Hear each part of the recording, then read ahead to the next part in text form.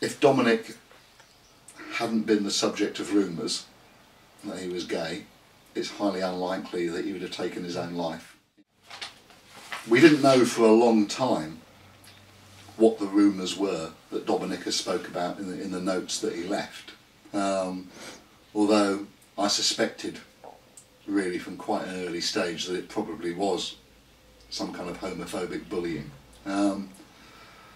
Simply because that, in my experience, was the most common form of bullying in schools these days. I mean, what Dominic said in his note was people are making up shit about me that ain't true. Mm-hmm. They were obviously sending the image around, sending messages with it. Mm-hmm. I think it was that kind of triggered it all. Mm-hmm. Yeah. I think what I say to young people is what I've been saying really since Dominic's funeral, which is that you should talk to someone. Mm-hmm. About it, a trusted adult, a friend. You should raise it within the school and report it.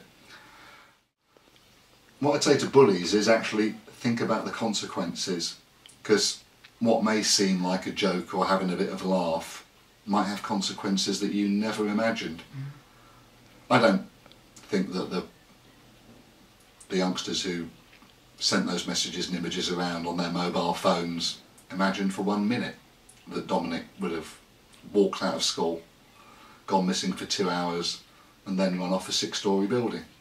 And I think if they'd seen him after he'd done that, they wouldn't have done it.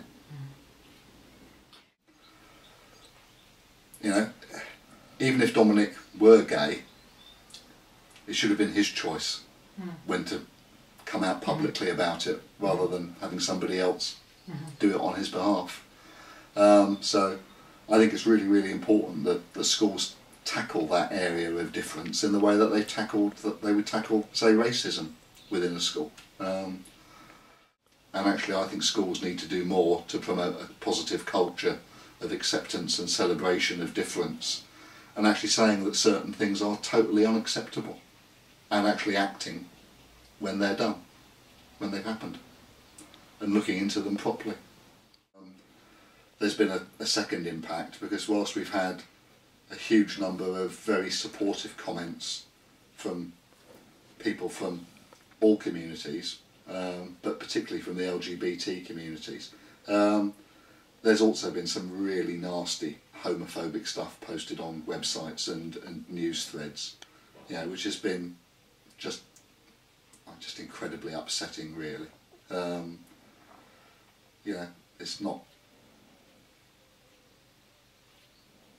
It's pretty heartrending, nearly a year on, to see bigots gloating over the death of a 15-year-old boy. What was really hard, and still is really hard, is that there's a kind of constant absence in this family now. There's someone missing. And every day, to some extent, you feel that. And that's really hard. And when you lose a child, you kind of have to accept that your life is altered forever, really. The things you hoped for, the things you wanted, just aren't going to happen. And our lives have changed so enormously over the past year that I can't really describe how much they've changed. I mean, everything's kind of turned upside down, really.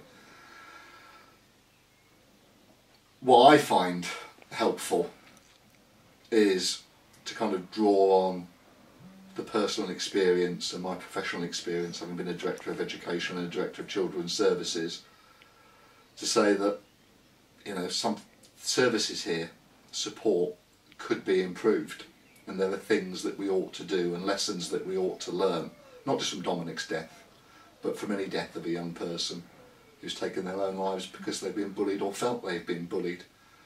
And if there's anything I can do about that, I mean, it won't bring Dom back, I'll never see his smiling face sitting where you're sitting on the sofa, but if it can help somebody else, then it's a way of kind of, bringing some meaning to what happened.